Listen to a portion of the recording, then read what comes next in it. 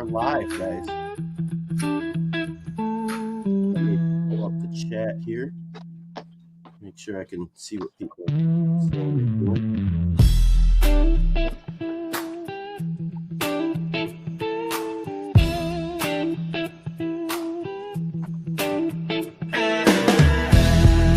Things is live. Hey, YouTube finally sent me a notification.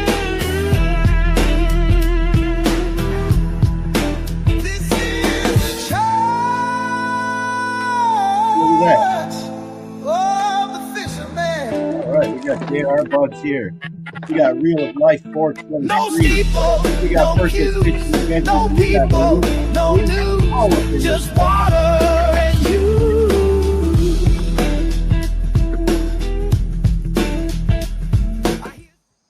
Oh, my stuff's echoing, isn't it? Yeah, turn the volume down.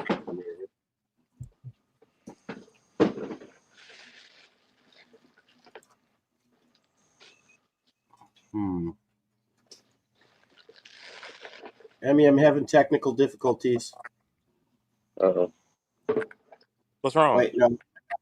I got it. Yeah. All right. We're live, guys. We've got My Horses. We've got WA Fishing Adventures, Northern Fishing Outdoors are all in the chat right now. Not a very big showing. What's up, Northern? What's up, chat? What's going on? Reese is down there doing some actual fishing, so this is an actual fishing show. We got that going for us. Y'all know I don't stop fishing. Never. That's not and you true. got JR Buds over there with some pterodactyls doing his thing. Pterodactyls. Straight pterodactyls. Some turkeys. You guys want to do some introductions in case there's people out there that see this video and don't know who we are? Yeah. Get started, Real? You know who it is, Mr. Real of Life 423, a.k.a. the Professor. Yes, sir. That is my intro. All right. Burko, you want to jump in? Tell us a little about yourself and your channel. Yeah, Burko's Fishing Adventures. As it says, I'm from Australia. Do completely different fishing than what these guys on the panel do. Yeah, love me brim fishing, flathead fishing. Mainly do a lot of estuary, old school fisherman bait mainly. Yeah, welcome. I can see that I'm live over here. Go and check me out, guys, if you haven't. Got to plug it. What is it? There you go. Subscribe. Subscribe and like, yeah. Oh. What'd you just hit, Burko? Check out everyone on the panel. Like, we're all a community. We want to grow, get bigger. So you guys are the influencers for us to keep continuing what we're doing, and we appreciate it. So, yeah, if we all get 100,000 subscribers, we'll be able to raise turkeys like JR.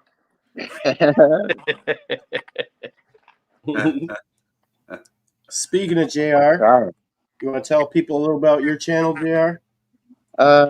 Mainly fish Southern California.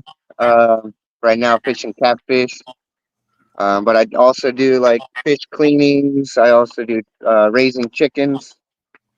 So that's also on the channel. But mainly fishing with the kids. That's the number one. Absolutely. Yeah. I love it. My boy be getting it too. He be out there. Yeah.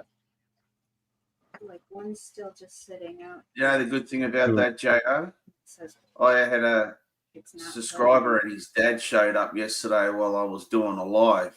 And I said to the young boy, he was only around 11, I said, have you got a PlayStation? He said, no. Do you have an Xbox? No. What do you do? He goes, I play footy and all I do is go fishing. So he never plays, no computers. So I said, well, that's what you need to do. That's good because you don't want to, stay there playing computer games and that because it's not good for them. Yeah. Right. Oh, it's awesome. It's really good Yeah, to see that. I keep my kids down to about an hour hour and a half a day of on the TV or YouTube or anything. That's after dinner, after bath time. Then they get their little hour of YouTube or whatever they want to watch, and then bedtime. Yeah, It's too difficult. that's good. It's the chat. Yeah, I think that's like. To join the live. It's not actually. I can't get. Private. It's private. That's why. Oh, Yeah, how do I? the video's not showing up. Yeah, let me see if I can get it. Sorry, technical difficulties. One more fix.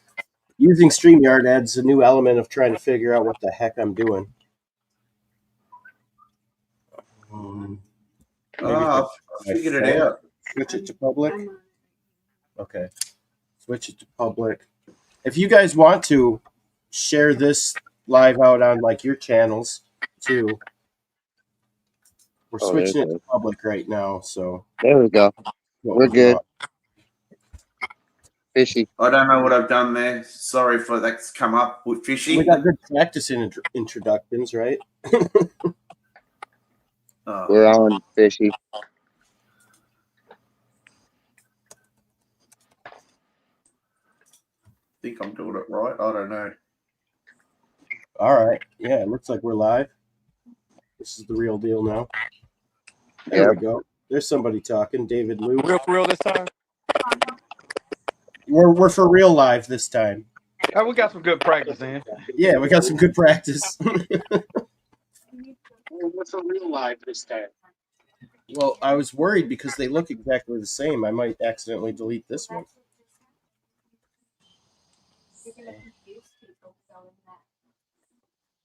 All right, I'll try. It's a 50-50 shot. I don't know. Okay. Why doesn't this? Yeah, this one says upcoming, so that's got to be the one. Okay. Yep. All right. Everything all good now? Still, I think probably. So yeah, I deleted one of them because it double made it, and it made one private. Oh man, what a nightmare! Well, not a nightmare, just a mild inconvenience. Is everyone's sound still working good? Yeah. Mine's good. Mine's good. All right.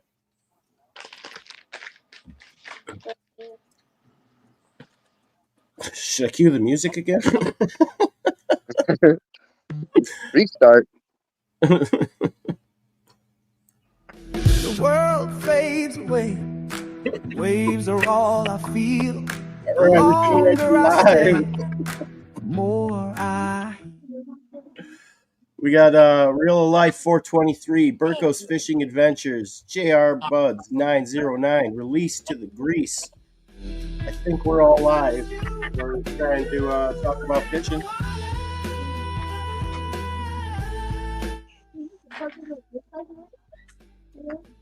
Well, do you want to do the introduction again? Sure. Do I need to start first? I mean, yeah, sure. Go ahead. I just pick it on you because you're the big dog. Oh no, I don't know about that one, but I am big. But all right, y'all. You know who it is, Mr. Real Life 423, aka the Professor. My channel is all about motivation, inspiration, teaching kids how to fish, making fishing relevant to life, and also making my community better. You all have seen me on Fishy Things interview before, so I'm honored to be a part of this stream today. So ask me any questions that you have. You all probably seen some videos of me and PC Fun, so if you have those type of questions, holler at me, let me know. I'm an open book, transparent. So let's have fun today. Thank you all for coming in. All right, Burko, you want to run it next? G'day, guys. As you know, Burko's Fishing Adventures. I'm down in Australia, down under, as everyone says. I mainly do a lot of estuary fishing, land-based, target species like bream and flathead. My goal is to help, encourage young kids to go out, fish, great outdoors. Good for your mental health. Been dealing with a lot myself, but get out there, enjoy life, put a rod in your hand, flick it out. You never know, you might catch a fish. Just try it. That's all. Tie line, legends. JR Buds? So channel is about fishing in Southern California. I fish private stocked lake. I raise chickens, ducks, and then just like I said, mainly just fishing with the kids.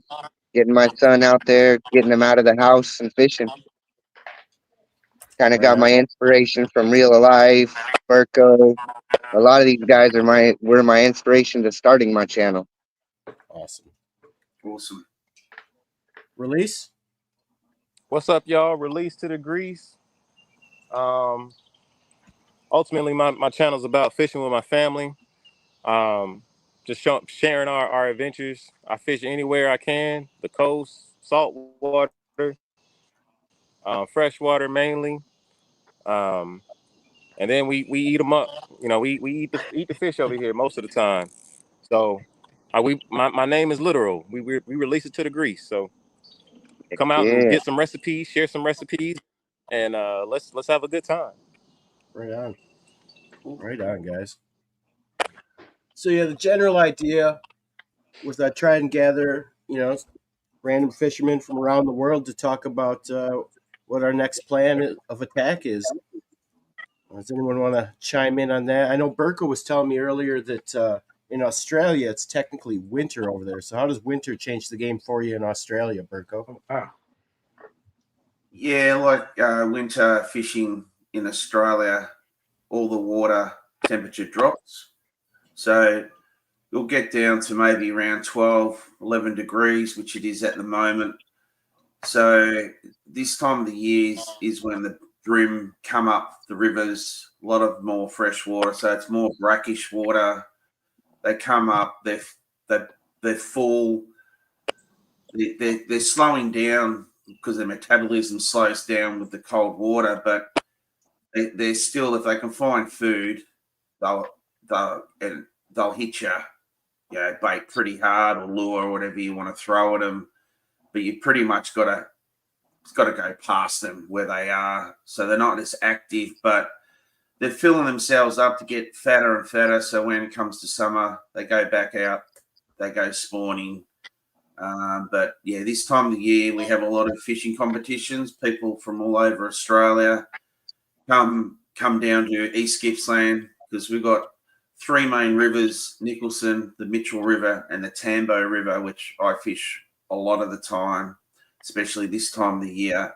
Big bream come up, and I'm still trying to get me PB, which I want to get a 50 centimetre bream, black bream, because we also have yellowfin bream, but the black breams are the really big ones. They get a nice blue lip on them. Good fighting fish, and they hit really, really hard. Baits, local prawns, mussels, cut crab. What else? Well, sandworms. They love sandworms if you can get them live. Cured sandworms. So when I say that, they will put the sandworms into a method. It cures them, and it gives them a nice scent, and that lasts longer, that bait. Or you can throw soft plastics, grubs, prawn imitations, stuff like that, weedless hooks, paddle tails, all stuff like that. But it's really, it's got to sort of go past their nose. They're not out looking for food, but if they see something, they're going to hit it. So that's what I love doing, just bream. And this is the time of the year. So next month, which is not that far away, we've got a big competition down in East Gippsland in Australia called Twin Rivers. It's huge. People from all over Australia come to this competition. So the way it works is you get an app on your phone, you get a brag mat, you catch the fish, You take the photo, it gets loaded into this app, and that's how they work out who's caught the biggest species. So it's not just brim, it can be any other species, flathead, luderick, mullet, tailor, trevally. So any species in that region of the Gippsland Lakes. So we got a lot of bass boats come up here, as you guys know what bass boats, because comes from America, that format. So we get hundreds of people come up. Like I think last year we had over 600 people enter in the competition, and it's good because it's divided up into female class, male class, junior class, and all the kids under 12 get free fishing rods, which is a good incentive because people that can't afford it, it helps those parents out. So they get to keep that as well. So it's a $60 for an adult. I don't know how much it is for, a child's free, I would say, but $60 an adult, that gives you a ticket to go into a raffle, and there's a boat, an aluminium boat, that it's about, I think it's a 3.9 meter dart boat, all decked out, all ready to use. So that's the number one competition. There's other things like tackle, rods, accommodation, stuff like that. So it's pretty big. We have well-known people come, like, I don't know if you guys ever heard Murph Hughes, the cricketer. We have over here in Australia, he's got the Murph Hughes fishing show. So he was one person that we had. We had another guy the other year. I can't quite remember his name, but mainly every year we'll have someone new that will be an ambassador for it. So I'm hanging to do it. It starts on Friday at 6 o'clock. It goes till about, I think, 11 o'clock Sunday morning, so you can fish non-stop. So we're going to do that. And I'm going to film it. So I hope to get a vlog, live stream it if I can as well, so people can see that. But I'm hanging for it. I can't wait. So I won't say no more. I'll keep going on otherwise. But yeah, that's coming up in about 3 weeks' time. So something a little bit different content on the channel. Awesome. Thank you, Burko. Thank you for enlightening us on all that. Super awesome. What about you, JR Buds? Is the month of July going to change up your fishing tactics at all? This last week that I went on Monday, I had to switch over to mackerel instead of I was using earthworm by the boat dock. Now I've had to switch over to the mackerel. But I fish some catfish right now, just catfish. So, you've been doing good, man. You've been getting some good cats. I've been keeping an eye on you. Yeah, I hit 13.3 this year, my big cat. Nice. Last week I hit an 8.5 and a 5.6. Right so on, they're man. getting decent size. Heck yeah. And I'm like release. I release them straight to the grease. Attaboy. What about you, Real? Are you going to do any different tactics this July, or are you just going to keep up? Just get out there and do it. So for me, I always tell people that when people ask me what's my favorite fish to catch, it's whatever's biting, right? So I will say my tactics, I think my tactics will change just a little bit. Reason being is because I'm doing a collaboration with PC Fun. Okay. Right. And the thing is that they have really blessed us with quite a bit of gear. Now, keeping in mind, I reached out to PC Fun. They didn't reach out to me, so I can actually give honest reviews on their product, right? So I'm not getting paid for it. And so one of the things that I want to do, I had got the Olihos 300 reel for bass fishing. And I'm actually about to reach out to them so I can get a casting rod. That way I don't have to have two different, I want to be able to say, okay, all of the gear that I'm using is PC Fun. So what I will be doing is targeting more bass My sons, especially my twins, they love the bass fish and actually target bass. Matter of fact, we just went and bought some bandito bugs because that's what we caught. If y'all checked out my second to last video, we caught those bass off bandito bugs from the Goulian squad. So I am going to be doing some more targeting fishing, specifically bass uh, and catfish. Now, when it comes to catfish, I'm definitely wanting to really understand catfishing. Like I would catch, I have no problem with catching catfish, chicken liver. I will get some channel catch.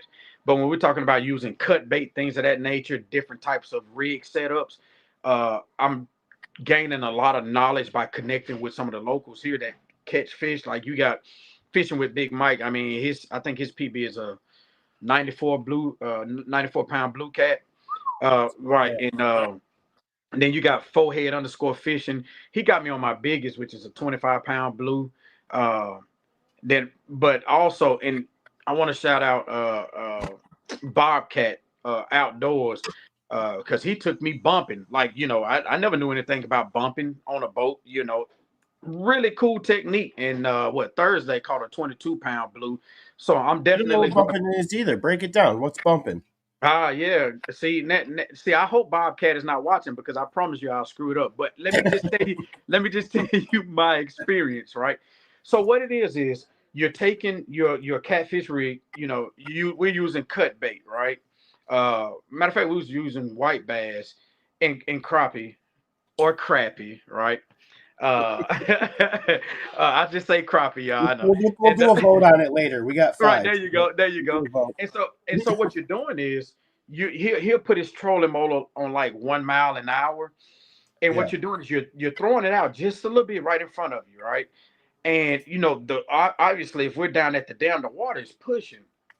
And so he has a three-way rig. So you'll have your cut bait, three-way swivel, and then you have another leader with your weight on there. And so you're throwing it out. And so what you're doing is now you have to you can't lock your drag. You can because it's all about feel, but initially you don't lock your drag on your reel on bait caster. And so what you're doing is as soon as you feel that weight hit the bottom, you'll just tap it up about 6 inches, and then you'll kind of as you tap it up, you'll let your thumb off the spool a little bit so it can go down, and you just keep repeating it, right? And eventually, it's going to land in front of a catfish mouth. And when I tell you, that is one of the craziest thumps I've ever felt. I love the thump of crappie, but man, that thump when it comes to bumping is something vicious because you better hang on. And so that being said, I've never done that before. So shouts out to Bobcat. I think it's Bobcat Outdoors. And he was teaching me how to bump. We're gonna do it again here really soon. So those are the two fish that I'm gonna really target. But I will still always do my crappie fishing. I love catching bluegill, shell cracker, or red ears sunfish. So will it ultimately change? Don't Not necessarily. It's just going to be more targeting bass uh, and catfish specifically. But I'm still going to be crappie fishing because they gave us some other gear. Like I got another 610 medium fast action carbon R1 rod but I got the 1000 reel specifically for pan fishing, doing some crappie fishing, things of that nature. So it's going to be the same, but I do want to start targeting bass and catfish more. Okay. Very good. So if I'm understanding bumping correctly, the strategy is to literally just get your bait everywhere. You're just moving. You're covering ground, right? Oh So yeah, absolutely. it just comes across the cat that's just laying there minding his business. And he's Yep. like, "Oh, look, a free meal. Run it." Yep. Got it. Yep. That's the goal. How we doing, Release? Are you with us? You look froze. Y'all see me? You're froze on my screen. We see you, but you're stationary.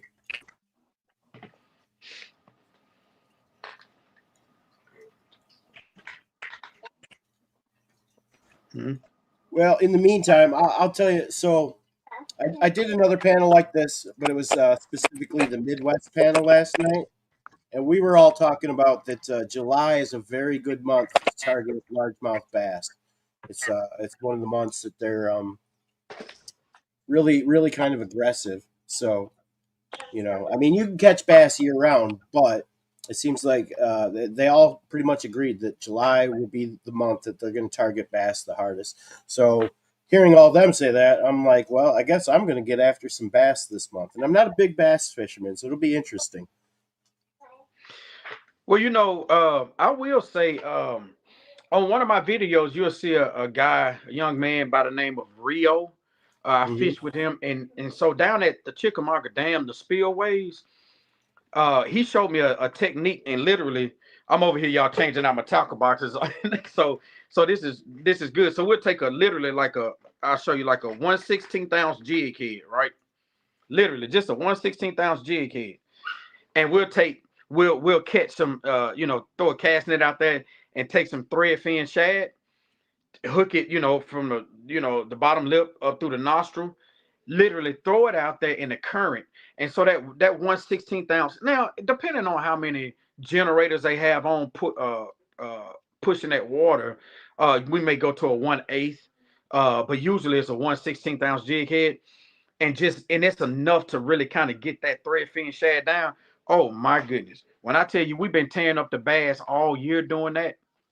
So I would say if you're trying to catch bass outside of the summertime, when I guess that's the best time to catch them, yeah, get you some of that, catch you some shad or gizzard shad, small, and yeah, throw it out, go to a spillway. You'll probably knock them down really good. So There we go. Now he's moving around. What's up, Grease?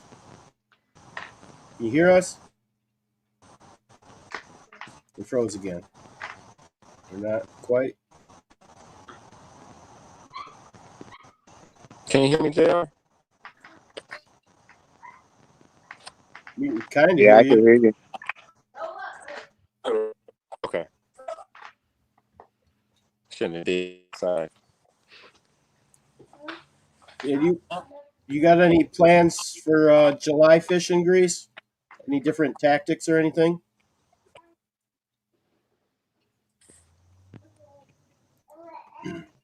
And I'd like to encourage people in the chat to throw some questions at us. I mean, you got 5 fishing guys up here. Y'all got any fishing questions or any questions for us in general? We'd be happy to answer some questions. Come on, chat. Give us some questions. Come on, chat. How many I people would we like got to. in fishing? What's up? I don't know It if my says connection 9. is good or not. You're good. I'll keep Release. You're moving. good.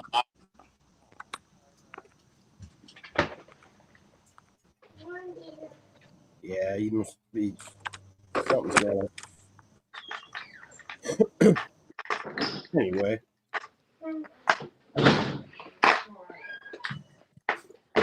I should have come up with more topics, I think. Room full of some of my favorite streamers. Hey, Hey, y'all. Hey, Mary. Mary. What's going on? Mary's in the chat. Yeah. Throw us a question, Mary. Help Yeah. us out here. appreciate that, Mary. I'd like to thank Anthony J. Also, he got a membership. He Yeah, that bought was a awesome. membership. Thank you, Anthony J. Thank you so much for getting a membership on my channel. I really appreciate that. Yeah, that's Yeah, I think Fishy. I think I made the decision earlier today to start a membership because I was like, I do, I've been doing giveaways, which right. I'll be doing a giveaway July the 7th. I'm giving away 3 Viper X 1000 reels from PC Fun. Now I have to purchase those. I cannot give away anything and will not give away anything that they've given me free. Right. But I was like, you know what? I really want to start, some of my day ones, being able to bless them, right? So obviously it's going to cut the list down for those that would enter the giveaway, but just really, focus on those members, man. I think that'll really be pretty cool. So I'm gonna get that set up probably sometime later this evening or tomorrow. That's a good idea, man. I think that'll be awesome. I would recommend. This is just me. Like, I like the tiers, but I feel like every channel that's monetized should have a 99-cent membership. You That's know what what I I mean? was going to do. Like, Yeah, you can have a more expensive one too, but like a bare bones, just to like say, because not a lot of people have a lot of money, but for 99 cents a month, I'm willing to support someone. You know what I mean? Like, absolutely. but literally, like as soon as it goes to $1.99, then I'm like, oh, I don't know, because I want to support more than one person. You know what I'm saying? Right, right. And that's just kind of one of my feelings on that. Yeah, that's exactly what I'm going to do. Because I'll be honest with you, if I was to, which I'm going to actually get a spreadsheet together and calculate all the money that has actually been donated to the channel, and I'm gonna put it in a spreadsheet just to show people that I'm still in the red. Because Oh typically yeah. what I do is when they donate, I give all that money back to a giveaway. You know Well, what and I I mean? think especially if you're like either not monetized or you're just not. If you're just a straight up watcher, there's kind of a Uh-huh. misconception that like, oh, they're on YouTube, they're probably making stupid money for nothing. You know what I Oh mean? no, And that ain't the reality at all. That it, ain't. it sure isn't. We are. I mean, up until you get monetized, I look at that as like an unpaid internship, right? Like you're trying to figure it out, you're learning, you're putting the time in, and then once you do get monetized, you're still investing. And I mean, I'm not. I'm brand new. I'm only 7 months into the game right now. So as far as I can tell, there's no real money yet. I'm losing more money than I'm gaining by Yeah, and I'm so glad you said that, Fishy, because I just had my 1 year anniversary on what's today? On the 25th, so 3 days ago. So a lot of times people look at my subscribers, 5,000 subscribers, like, oh, he's been in it for a minute. Absolutely not. I just had one YouTube short from my son who was in here jumping around, catching a 26-pound buffalo on 8-pound line yeah. that got me 1,200, almost 1,300 subscribers just in Right. that one video, right? So when it comes to YouTube, I still don't have a clue a lot about how to operate YouTube, and I'm learning, but I'm glad it happened that way because it once I learn something, then it kind of makes it a little bit fresher, and people will see that, oh, okay, well, he's adding something new, right? Like this StreamYard stuff, but Yeah. I'm gonna let you have the StreamYard for a while. I'll participate. We'll do this together, man. Yeah, Like if I don't have people that want to consistently come on StreamYard with me, there's no point in me even having it. You know what I mean? right, right, right. This is the prototype. This is the pilot. You know what I'm saying? Like this is my first. Yes, I did one yesterday, but I mean I'm still figuring it out. So you Right, know. right. And actually, a note to self: I need to make sure I have more topic questions so that we don't all just go silent when run out of stuff to say. See, I'm a bit different than you, Real. See, my channel's been going since 2018. Okay. So I started my channel for my boy, which Fishy and I spoke earlier. My boy has special needs.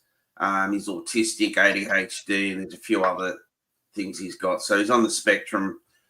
And I did it because I wanted to get him out and about in the great outdoors. He loved his fishing in that, but having a child with special needs, they say they want to do one thing and then the next thing they change their mind and that. So the channel started like my first year of going on YouTube. I think I did no lives. It was mainly vlogs because I love doing vlogs. I love editing and stuff like that.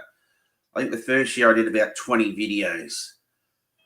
I think I got up around 140 subs, and I just died off because the boy wouldn't come. I didn't have that incentive to go and do it. So I kept fishing in that.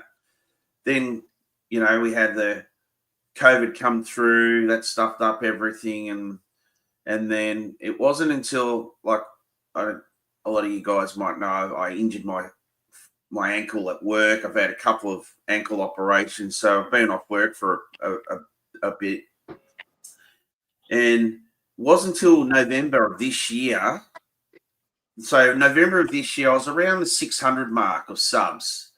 So I thought I'd go live because I noticed everyone else is doing live streaming, and I started liking it. And I thought, well, I'll give it a go. And I gave it a go, and I come across a really good group of people, and a lot of my audience are Americans, and they love,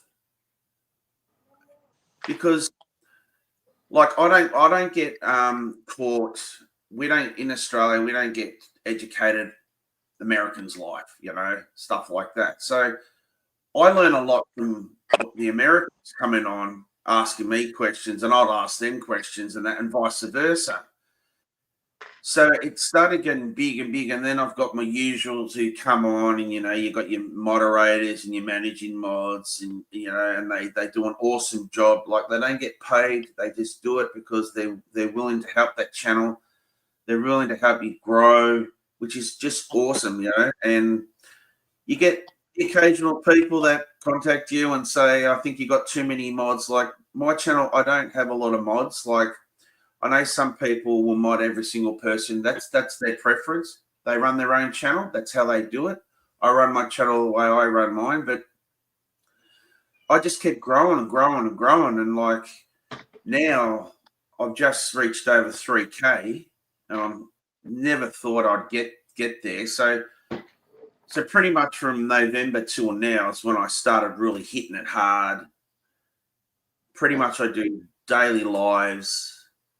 And if I don't go on live, people reach out and say, "Are you okay?" And that's awesome.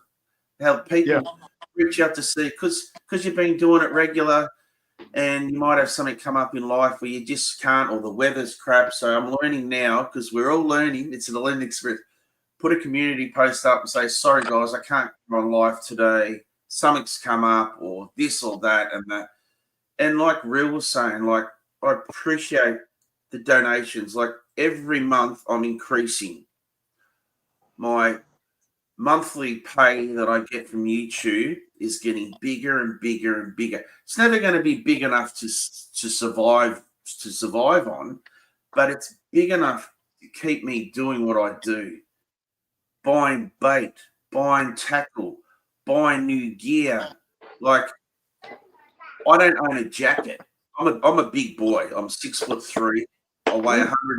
Yeah, I'm 6'3". I weigh 170 kilos. I'm a big boy.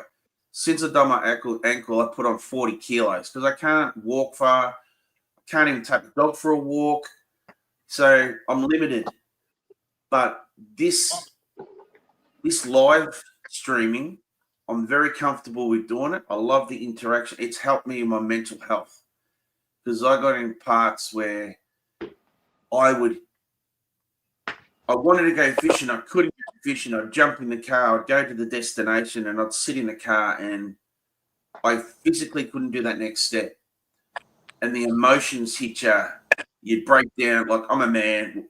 Like, I don't know if I'm the oldest one here. I'm 51 years old. So I'd break down and cry. Like, this is the truth. I'd break down and cry because I know I needed help. So I started getting the help.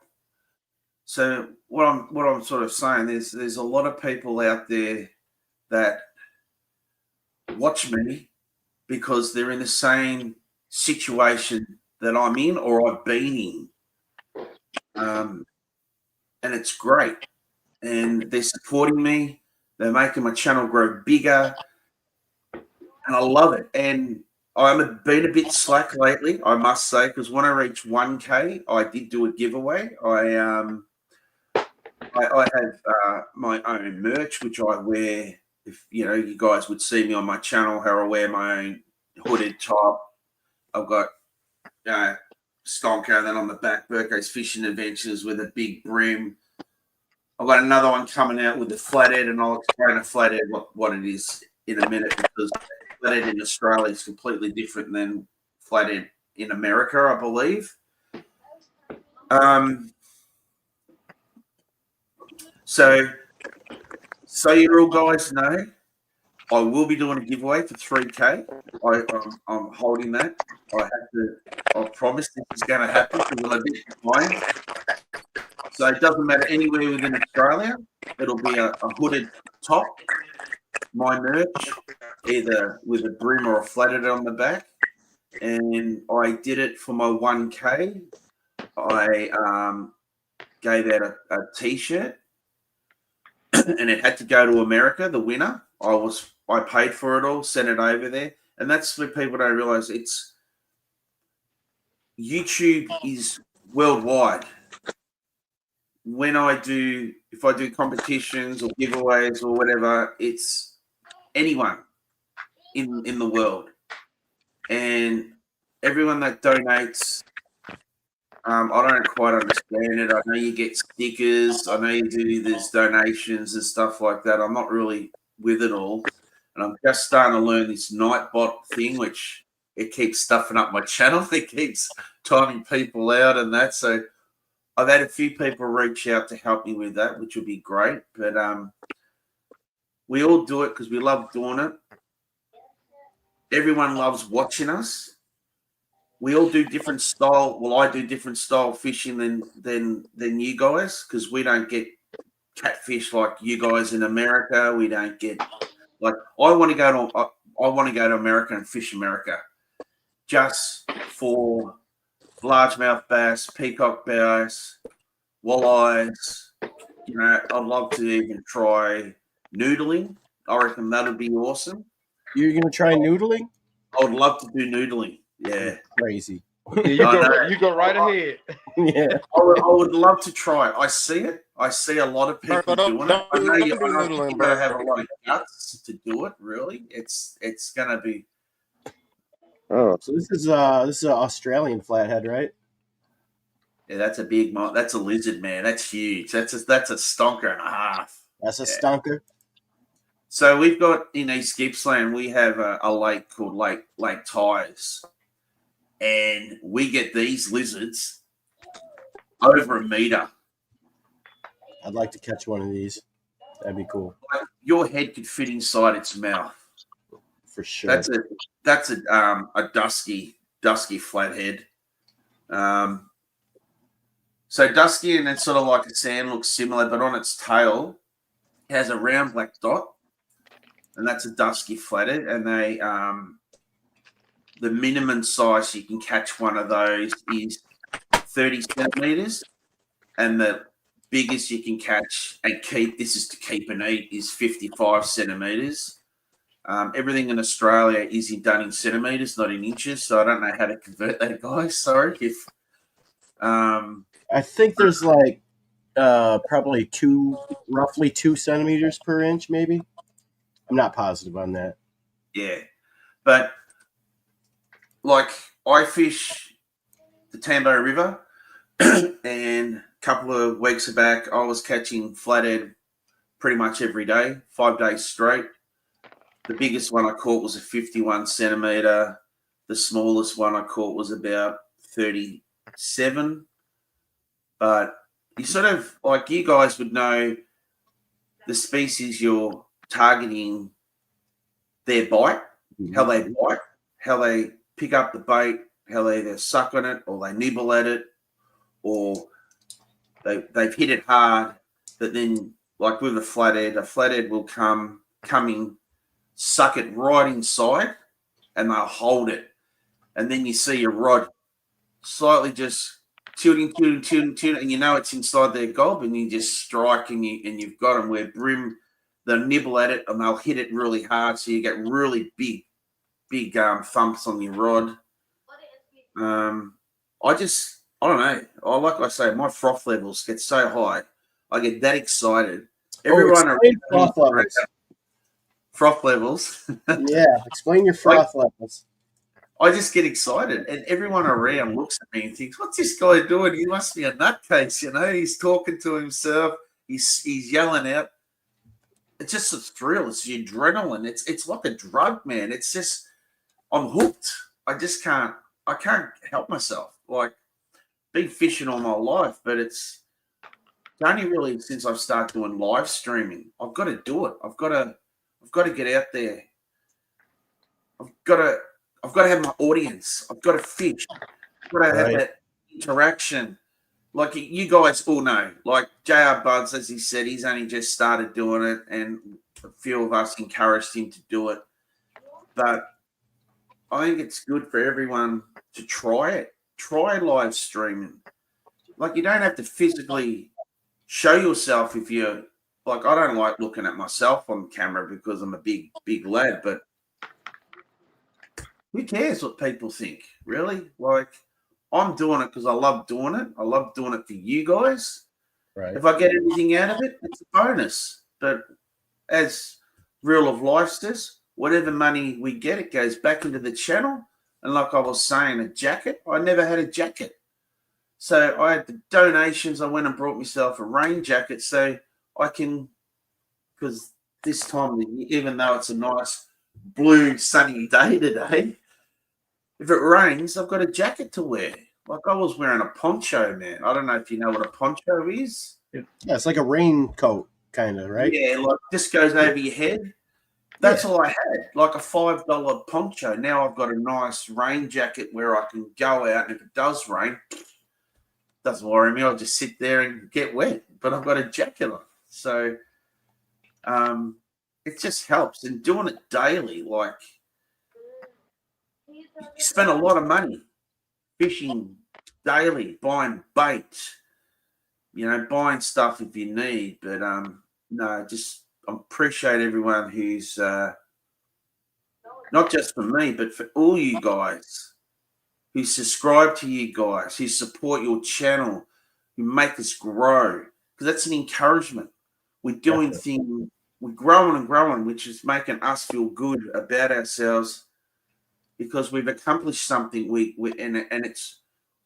know it's working what we're doing because we're growing, and we feel like some of us grow more than others, but we're all got different ways we do it, and it's great. Like I watch every single one of you guys when you go out fishing, and I appreciate that as well. And it's good. Like it's not just Americans, or it's all over the world. Like you guys are number one. Like Australians are number one. Then it's the Americans. Then the UK people are my three main global viewers, and it's solid. And when you look at the statistics, like of people that return back to your channel and watch you through, when you go through YouTube Studio, it's so promising to see. Like I had 45,000 people watch in that month, and then you think, crazy, isn't it? That's crazy. Like I'm only super crazy, just over 3.055 subs. And you think, imagine if I had, say, out of that 45,000, I had 40,000 subs, how much you would be growing, what you'd be earning, how the next avenue of your adventure is going to be. Like, what can I do next with that? Like, can I travel more because I've got that more money to put in for fuel, so I can stop over, do accommodation, go up, travel just to see different parts of Australia, different styles of fishing and that, because where I'm based, I'm very reluctant on what style of fishing to do. Like I'd say a lot of you guys would be, unless you travel to different states or different, like I like traveling up north because it's more of a bluish water, bigger fish, warmer climate. So the higher you go up in Australia, water's warmer, different fish, bigger fish. Where I am, we're down the bottom of Australia. We've got Tassie below us, so Tassie gets very cold. So when we get winter, it does get cold here. So I'll shut up because I can just keep talking. No, go ahead, man. Keep going. What other people bro? Their story that it's I love, like I was saying to Fishy earlier, I don't know if I mentioned it already, but yesterday when I was live streaming, I think I did. A young kid come up and he wanted a photo with me, and it's just like to see their look on their face, like, that's Burko. I'll be fishing. Someone will drive past in the car and they'll yell out, Burko! And I don't even know who they are. Like, I go into when I used to go to the supermarket, they'll say, G'day, Burko. I don't know who they are, but they watch the channel. And that's what I say. I encourage you guys. Even I don't know if you feel comfortable with it, but if you see us about, go up and have a yarn with us. Like, we're not going to bite. We're not, it's awesome. But we do get this occasional stalkers, which we got to avoid. For sure. Because I've had that happen. So I had this guy on my panel yesterday called Ancient Art of Fishing, and he was like the inspiration for like almost the whole panel of like Midwest, all the Wisconsin fishermen, right? Because he was the first guy to do it, and he's like all over the place. And it's so funny now. Whenever I'm like posted up somewhere filming a live, right? And someone asks, "What are you a YouTuber? Are you a fishing YouTuber?" And I'll be like, "Yeah." And they'll be like, "Oh, do you know Ancient Art of Fishing?" Like everyone in Wisconsin knows who he is. And it's just like, yeah, actually, I've gone fishing with him, and he's on my show now too. Like, but you know what I mean? So it's just wild when that kind of stuff happens. You know, I'm not to the level yet where people actually recognize me from YouTube, but I can imagine. Yeah, see, I live in a really small area, like, because I live semi-rural. I look out through my window. I've got the Tambo River. I've got all the the valley. So I live quite central, and name gets around. Like, I've got interviewed in the local paper, which they approached me. Yeah, one of my subscribers watches me and said to his wife, who works for the newspaper in town, she wanted some ideas on, what stories and that. She said, well, how about this guy Burko? Are we watching? Awesome guy. And she contacted me out of the blue, and I thought, nah, this is a scam, I'm not giving you my phone number. I don't trust you. So I emailed her back, and she said, no, it's legit. So we made a time, and I went in, and she asked me, and it was all about mental health, cleaning up your mess. Like, it really, I'm always continuously, when I go to a fishing site, always filling up a bag of rubbish where people come and fish and they don't take their rubbish away, which that annoys me, because all of that, you know what it does, especially fishing line, rubbish goes in the waterways, fish get it, you know what happens. So I'm always doing that. Then I that. get snagged on it. That's what happens. Oh, Yeah. I don't want to get snagged with people's garbage. I'm mad enough when it's a tree or a bush or whatever, but when it's someone's garbage, come on. Yeah. We just want to hook up with on someone's line that's got a nice rod on the end and a reel that we can volunteer and keep ourselves. I think JR wants to say something. What's up? All right, guys. I got to head out. My lunch is way over, but it's all right.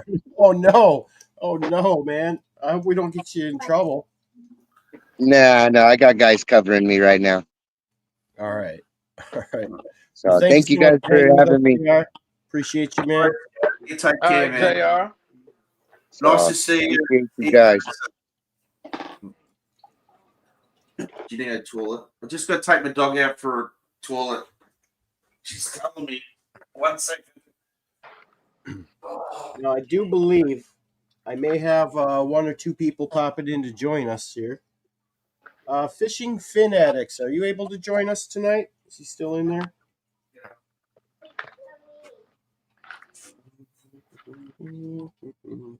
And I think Chaos Goat might be popping in here soon too. 30 minutes until you can join, or you can only join for 30 minutes. What are we talking about here, Chaos Goat? Skipjack Cindy, how you going? Yeah. Mary. Deborah, I posted your link on my channel as well, Fishy. Oh, thank you so much, Burko. Yeah, so hopefully we get some viewers who watch me come on as well. Yeah, I mean, ultimately, I guess we got to figure out how to post it out to all of our channels, because the idea is if we can all network, we should be able to share audiences. Like Yeah. Real Life from Tennessee, JR Buds from California, you from Australia, Ice Cold Fisherman from Netherlands was supposed to be in here. You know what I mean? It's just different regions, and so but fishing's still fishing. You know what I mean? Like, I want to watch people catch a fish everywhere. I don't care if it's my home state. I want to see someone catch a fish. Same here. So we use a lot of light gear fishing, like I do for estuary. So we might use a 2500 spinning reel, maybe 6 to 10 pound braid with maybe a 10 pound leader. Like, do you use a running sinker? Do you know what I mean by a running sinker? I do not. Explain it. So we have our braid line or monofilament line, however you want to fish, and then we have a sinker that runs along that. Then we have a swivel.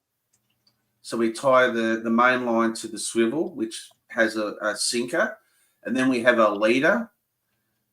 We might have between a 250 mil to 3, like a 30 centimeter leader with a hook. So you might put a size 3 hook on, size 3 up to 2/0 hook. And so what happens is when that sinker hits the bottom, that leader with the bait on moves around in the current, and that's a running sinker.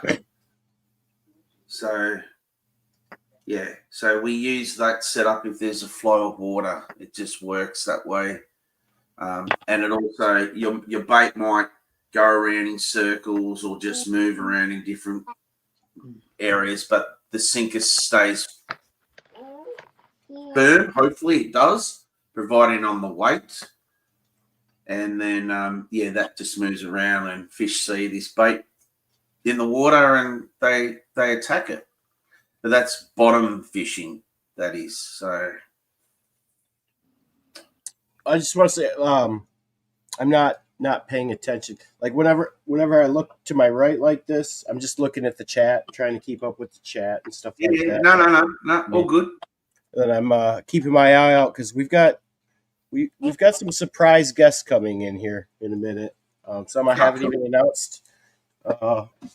I think you guys might be surprised with some of the guests that might possibly be coming in here any minute now. I'm pretty excited about them. And so yeah, I'm trying to keep an eye out for them. And like, fishing rod would be 7 foot long, about 1 to 3 kilo, 2 to 5 kilo rod. That's what the main we would use in this area. So nothing huge. Mama goat's on.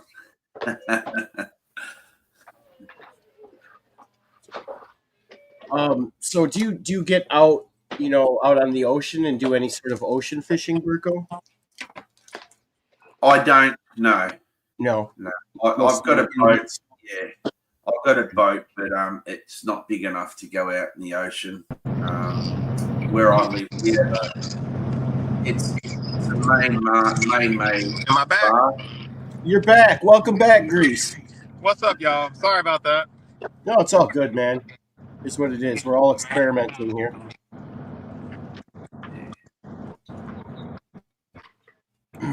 So what's good, man? We never did get to ask you, Grease. Do you have any July specific fishing plans?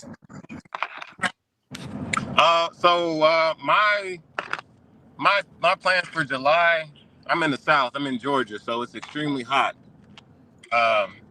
It was 95 degrees today, and man, I felt it. But I think I'm gonna switch it up, going early morning or late in the evening. If we do go out during the day, having obviously plenty of hydration and a shade.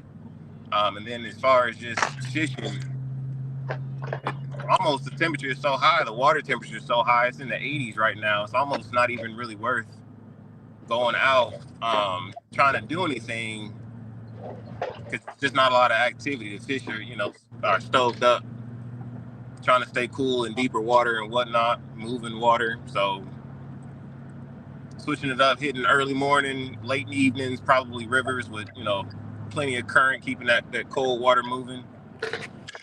That's my plans. Okay. Sound like some pretty darn good plans. You got any? I might want to target some bowfin here soon. You got any advice for me on how to target bowfin? I see you catch a lot of bowfin. Yeah, absolutely.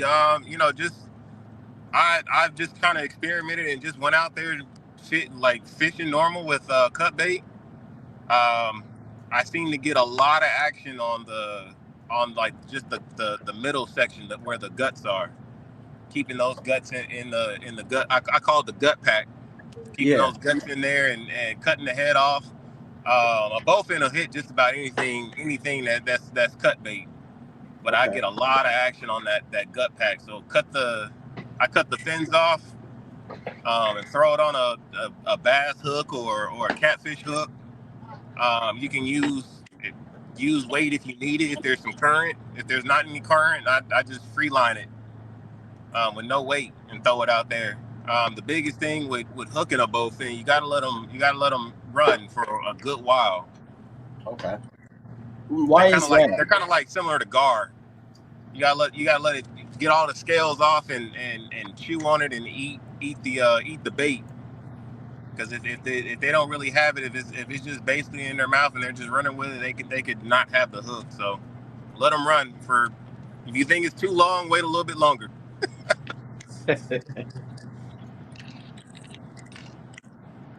But they are fun, man. They are absolutely fun. I'll just answer a question that Sandy Toes asked me about the winter bream fishing going at the moment. It's really at the start of the season, and they really start biting mainly the last hour before it gets dark, and maybe that last hour and a half into the dark. So, and they're big fish. So the other day I caught a 35 centimetre black bream, and they hit hard. So yeah. Welcome in, Chaos Goat. Thank you for making Thank you. Great to be back. Heck yeah, man. What up, Goat? What up, Grease? What's going on? Release to that dang Grease. There you going, Goat? Burko, real of life. Good to see you guys. What's going on? You going fishing today? I went earlier. How'd you go? It was good. I caught 7 pike and 6 largemouth bass. Wow, that's awesome. It was a good day. Nice. Yeah. I got sunburned. Heck yeah.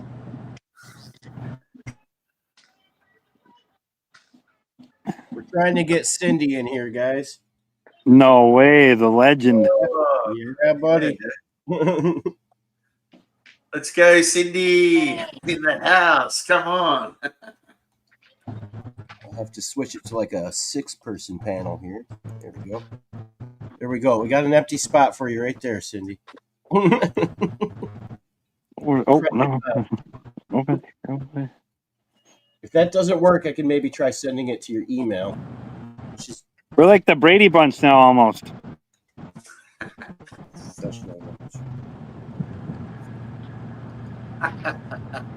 get me started. Oh, what disappeared? It's gone. So we're doing the same thing for JR Buds. Cindy's having the same problem that JR Buds was having earlier. Let me see if I can send it to her email instead. The email link worked for me, Fishy. Okay. Yeah. For some reason, on the text, it worked yesterday. I clicked the link you sent me yesterday, and it worked then. But for some reason, it wasn't working today. All right, Cindy, I'm going to send it to your email. Apparently, that makes a difference. It worked with my email today. So. Yeah. But I'm down under, so it's different. Yeah. It's different down under. I have your email? It works in the southern hemisphere, but I not don't in think I the have your email. northern hemisphere.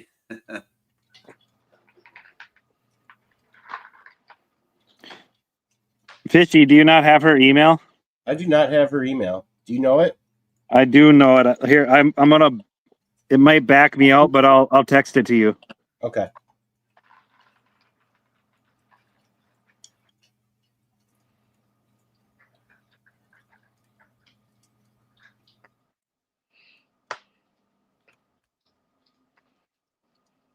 Fishy, what fish are those in your tank?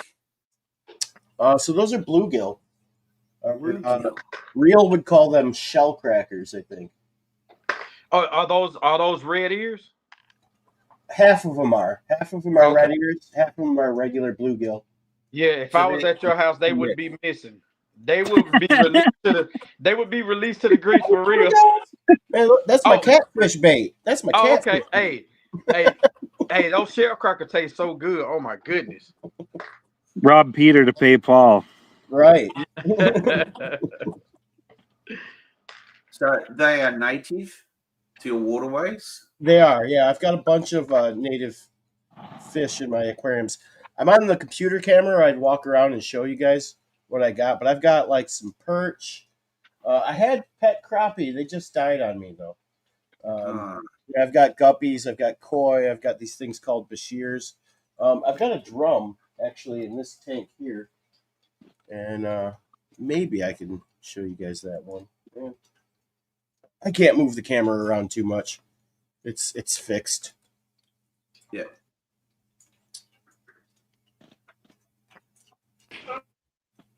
Okay, Cindy, I believe I sent the link to your email.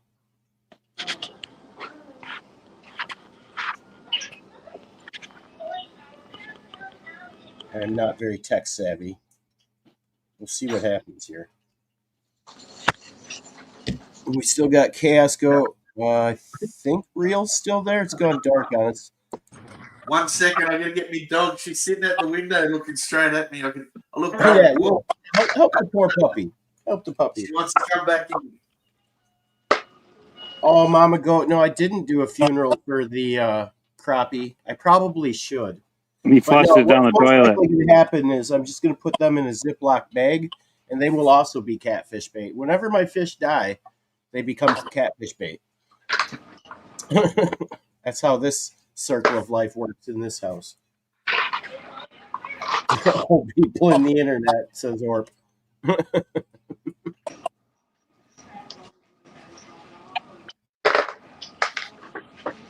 Okay.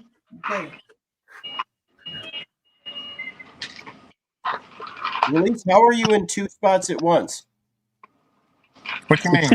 He's everywhere. Oh, dang, I didn't even realize. He's everywhere. I think it fixed itself. I don't know how you do I'm that. over here. I'm over here. I'm over here. I'm over there. I'm over there. That's my system, man. Oh. Hey, Fishy. I will say though, a question that you asked earlier, is there something a technique we would change or how we will approach fishing? I will say, if you was to go to one my videos last year during the summertime, you know how a lot of people say it's difficult for to catch crappie in the summer. I'm telling you, if you go and because I pay a membership fee at a marina, and so I can go in all of those wet slips. Oh my goodness, during the summertime, and it's hot, and I'm telling you, I knock the crappie down. Usually, if I go during the daytime, I use minnows. So this is probably one of the times I'll probably start using some live bait. Lately, I've actually been jig, and I haven't bought live bait much at all. You know what I mean? But this is probably going to be one of those times when those bites are kind of hard to go ahead and just really start using some live bait to target those crappies. So Right on, man. Yeah. And so do you try to get deep for the crappie? Or is that like a, yeah. because So you don't have a boat, right? So you got to no, find no, spots I on don't have. shore that have a deep hole near it. No, I don't have a boat. Okay. Did you? Yeah, no, I don't have a boat. So what I do is I just tight line, or what I call straight line. So I drop it down to the bottom, crank it up 2 to 3 times, and then I'll just play with the depth. But usually they're on the bottom somewhere. So a lot of times when people say, "Hey, crappie just feed up," I'm like, "Yeah, I'll caught plenty of crappie on the bottom." Because in my mind, if I'm only cranking up 2 or 3 times, right, that bait is not that far off the ground, and we light them up. There's a video. My youngest son is actually on the thumbnail. I think it's called Crappie Bonanza. We caught. I think it was like 123 crappie, I believe it was, in one night. And I think God 70 of them, almighty. yeah, 70 of them were keepers, right? I That's mean, we nuts. lit them up. Now, keeping in mind, we didn't keep all of them. We gave some away, but with me and my sons, I mean, here in the state of Tennessee, you can keep 15 per person. There wasn't a Gotta way. say I that for wasn't about legal to. reasons, right? Yeah. I wasn't about to keep all of those, but I think I did keep about 50 something of them because there are some older ladies that go to my church and they love panfish. They love crappie, bluegill, shell crackers, or red ear sunfish, and so I'll give them to them. Uh, only if maybe this could be a topic of discussion. Most of the time, only if they don't want me to fillet them or scale them or whatever. Because I'm like, look, I'll put in all this work, to catch these Boy, fish, you and ain't now you lying. want me to fillet them, and I'm like, no, I'm sorry. I appreciate you for being one of the mothers, and your Right, 70s, 80s, 90s, but look here, and you gonna have to still do a little work. I feel you on that. Yeah, that's so when I do actually release the fish to the grease myself, which isn't often, but I do it. I like to actually catch bigger fish so that I only have to fillet like one or two fish. You know what I mean? Right. And I know a lot of people, especially with catfish, say that the big ones don't taste as good, so they like to catch the little ones and fillet them. And I'm like, man, I'm gonna catch a big one and I'm gonna cut two fillets off it. And if it's big enough, that's dinner for the whole family. You know what I'm saying? Oh yeah. Well, in our waters, typically many of the experienced catfishermen would say try to keep catfish under 10 pounds. And we actually have signs because the mercury is high. Yeah. And some Yep. and so they make you aware that, hey, you don't want to consume a lot of catfish. And so when it comes to that, yeah, when it comes to catfish, now I trust me, I've seen some people keep some big catfish, and I'm like, I can't believe it. Hey, but so but I had a friend who won a catfish tournament, a flathead tournament, uh-huh. and so he had these 50-pound flatheads, and he had multiple of them. Him and another friend. There's actually two of What you them. hooked into? Huh? Oh, bro? Yo, Oh, I'm sorry. it's all Guy good. out here just hooked into a striper. Ooh, okay. We got a fishing show now. Yeah. I'll finish with my story. So my friend, he doesn't even eat fish. He doesn't eat any kind of fish, right? Uh-huh. But you had to bring the catfish in for the weigh-in, and so they were dead. He had all these dead, giant 50-pound flathead catfish, right? Jeez. Like, well, will you fillet him? Will you eat it? I was like, okay, I ain't never filleted a 50-pound catfish before. Nah, me either. And when I tell you, he gave me four of them. The small one was like 30-something pounds, and the big one was like 56 pounds, right? And then a couple of them in between there. Those things had so much meat on them, like I didn't have room in my freezer. I was just loaded with meat. I was eating fish for months, man, just off of four fish. I Yeah. mean, and I was I was really just saying I ain't seen no striper caught out here. most fish you just kind of fillet the side of them, right? Uh-huh. But with a flathead, especially a big one like that, it will blow your mind how much belly meat, good boneless belly meat, is in that thing, man. Like the Oh yeah. belly meat, it I was like believe it. chicken in the belly. It was crazy. Hey, Fishy, would you be able to put a picture of your flathead up? So The one I can show like the short. So I've only caught one flathead since I like started doing like YouTube. oh, So like I most of my mean, flatheads are like older stories, but I can show a 15-pound flathead. like what you did with the flathead in Australia, like your Yeah, flatheads that yeah, you yeah, actually, yeah. absolutely. I can do that. So I'm not really sure what they look like.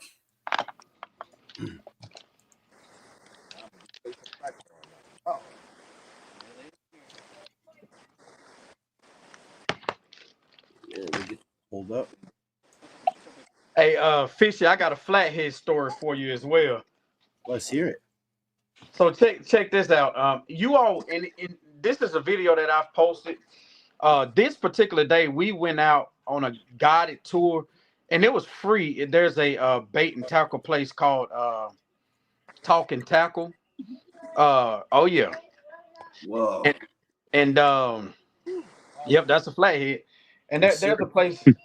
there's a place Oh, called so Talk and Tackle here, and so they took us on a crappie guide.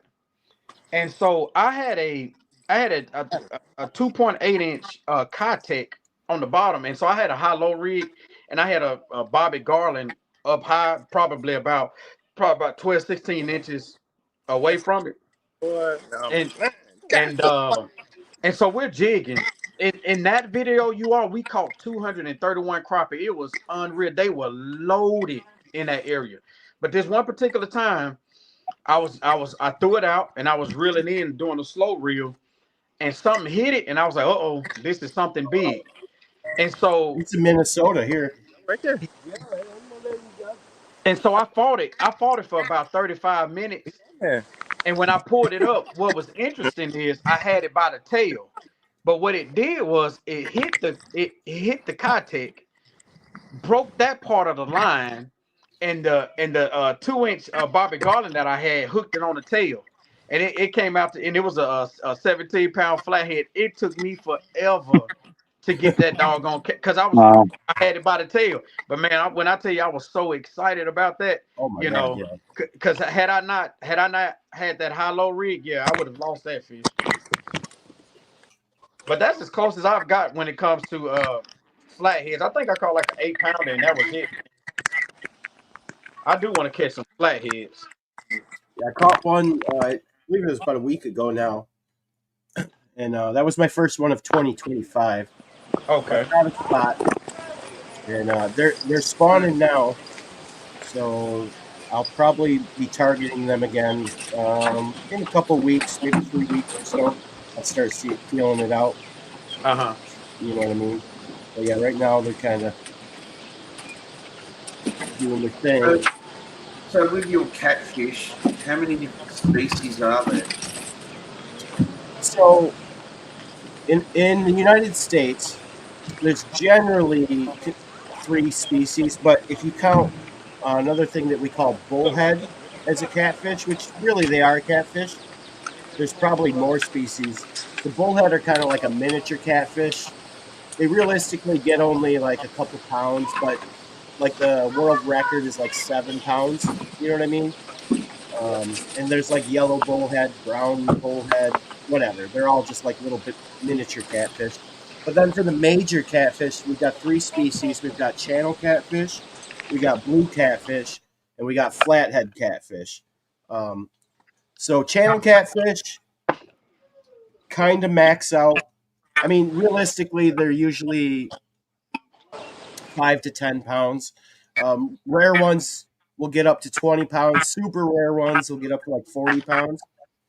Now, the blue catfish, those get over 100 pounds pretty regularly. But we only have those in the southern part of the United States. Uh-oh. And and then flathead catfish on average are like, probably 20, 30, 40 pounds, but they can also sometimes get over 100 pounds. Oh, Did I explain that pretty well? Does anyone want to change that up? no, they're big. Yeah, see, our catfish, miniature to what you guys. We have catfish like up in the Murray River Basin area, but nothing like what you guys have. Like, we don't have many species of catfish at all. Like we got like the eel-tail catfish, which is like a Tandanus catfish that you have in your fish tank. Have you heard of? They're sort of like that type of thing. Okay. Yeah. Just kind of really little things. Yeah. Nothing like you guys have. You like, yeah, big fish. I mean, and they're not all big like that. It's kind of a, that's like a trophy catfish is like 100 pounds. Yeah. Well, I've just Googled it. The biggest catfish species found in Australia freshwaters is the eel-tailed catfish, which is the Tandanus, and they can grow up to 90 centimeters in length and weigh up to 6.8 kilos. And then they say that's in freshwater, and then in saltwater, we have the giant sea catfish, which I never knew we did, and it's the largest, reaching lengths of up to 1.8 meters. Oh wow, that's really big. That's like that's probably like 50 inches or so, I would imagine. I'm not sure on the conversion there. A meter is like 4 feet, isn't it? I think it's around 3-ish or something. Yeah. It's big. That's big, though. Is all I'm trying to say. Yeah. 1.8 meters in feet is 5 feet 10 inches. Yeah, so that's a 7-inch catfish. Yeah. Because I get a lot of questions when I'm live streaming. How's the catfish going? What do you like? I don't target catfish because it's not the area to target. They're more up north. Another questions I get is like crocodiles. Oh yeah. I get that. I get that even. Yeah, and that's like I say, like different parts of the world ain't educated enough, really. Like, right. We're known for big spiders and the most venomous snakes and that, but you don't come across them, unless you walk through long scrub and that. Well, yeah, you will, but pretty much they're not just going to come into your territory while you're fishing. They stay away from you and that, and like. See, I was completely under the impression that if I went to Australia, I was going to see thousands of crocodiles. You go up but north. I would be the one that would have that issue if I went to Australia. I guarantee it. Yeah, I'd run into the most deadly spider, the most venomous snake. Like we might get occasional huntsman inside the house, and they can grow. Occasional huntsman in the Those house. get big. Those get huge. I've seen them like in people's cars and stuff. Yeah. People will be driving down the road and the spiders just like. They can jump. Are those the huge ones that like can jump and really fast? The ones, they eat freaking birds. Oh, no. Bird-eating tarantula. They're big. Oh no. Yeah, hey, Burko, you just let me know how you're doing over there. Okay, I'll stay here. Those aren't even the ones you got to worry about. It's those funnel web spiders, right? Those are the ones I saw a documentary. Those things are like territorial and aggressive, and they'll like literally chase people and run after them. Oh wow! They put a hole in the ground and they cover it with like a bit of a leaf, and they feel the vibration, and they can shoot out. And oh my god! Who's this? Look at What's that? Hey, Woo! Cindy. Woo! What's up, Happy Cindy? birthday.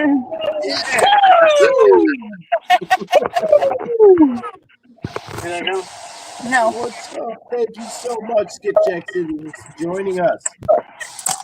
The legend. His name may be Chaos Goat, but she is the fishing goat.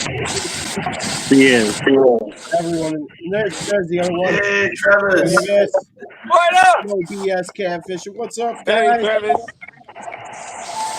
Thanks so much for joining us. What are you up to?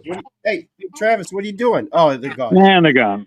I didn't even get to do my Travis impression. That's all the time we get with her. That's it. That's all we get. He's too big for us. Fishy paid for 5 seconds of the Yeah, greatness. yeah. How much did you pay for that? That 30 seconds of Fishy. It wasn't cheap. It wasn't cheap. We'll have to tell him it's our birthday. Money well spent. Money well spent. But yeah, I mean, I'll probably Yeah, get come about in and smile and say hey. 20,000 subs for that. So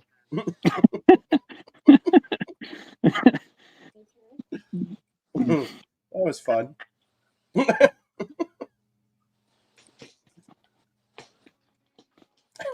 don't even. We were so excited to holler. Now We we're just. got to say anything. Now we're all sad. We got to hear Travis say something though. He wished us a happy birthday, so that was cool. So talking we're about coming back. We're coming back. Woo! Let him talk, guys. Let him talk. What's up? Hey, what are you doing? Travis, what are you doing? What are you guys doing? Huh? You're not backstage. You're on. You're live with us. She thinks she's backstage. You're not backstage. You're on live right Mine now. was saying backstage for a minute. It's saying I'm backstage. You're not Nope. backstage. You're live. I don't know why I'm saying that. We can see you. Yeah, we got that going for us. I mean, I suppose I could just pull up videos of her content and show. Yeah, Talking about crocodiles, we got the wife and I. We got married up in Port Douglas, up in Queensland, and the next day we had a choice of going to the out in the reef. I can't remember what it's called now. The Great Barrier Reef. Great Barrier Reef. That's it. Yeah, go to the Great Barrier Reef. Who's really from Australia, huh? Yeah, that's it. The Great Barrier Reef, or go fishing. So we hired a tinny, and we went up this river. Pardon? What'd you say? We hired a tinny, a boat. A boat. We call them aluminium boats. We call them aluminium. Yes. Yeah, I better watch for the. We hired a boat, and we went up this river, and we were fishing, and there was crocodiles on the side. We weren't scared of them. On the what? Crocodiles. Where were the crocodiles at? On the bank, watching us while we're fishing. Oh, man, he didn't fall for it. Sorry, Burko. Trying to troll you. No, seriously though. Go ahead. Yeah, no. That's what I was saying. We were talking about crocodiles. I said that we went to the crocodile farm up there, and it was really interesting because we went on this boat tour, and this guy had a chicken carcass on an end of a long rope, a long bit of wood with a rope on it, and he held it out, and those things can jump bloody high. Crocodiles, so yeah, they easily get into your boat if they wanted to. Oh yeah, crocodile could. Well, there was one known around the area that if you had an outboard on your boat, it was attacking the outboard and actually taken the arse end of the outboard out. Like it attacked the engine of the boat? Yeah. Yep. Man, those things are smart. Yeah. Wow. So, What's up, Cindy and Travis? What are you guys doing? Hey, I had to get on here from Travis's phone because my service was no good. No Yeah, it problem. looks and sounds good now. Yeah, it's doing great now. Yeah, he's got a new phone. Burko, you ever run into any of those possum gators?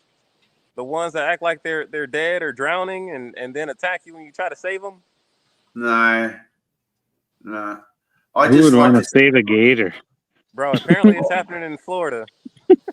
No way. You've heard about You're the on, drop. you're on your own, bud. You're on your own, gator. That's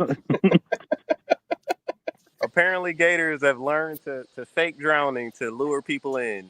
It's Florida and like some weird country.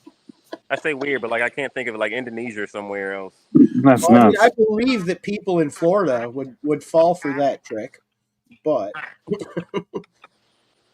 No, when I went up to Kununurra about 11 years ago, we were fishing in a there's a crossing there, and there was crocs all in there, and all the Aboriginals kids were in the water swimming. They do not care about the crocodiles. Yep, they don't care at all. And we were walking up the river, and you see these little eyes and the snout tip sticking out, and they're following you as you go up the water. You said the they've kids probably are in been there? puking it out for thousands of years, and the Crocs have learned. Yeah. About the Aboriginals. No, Yeah, no way. And many years of watching their loved ones Right.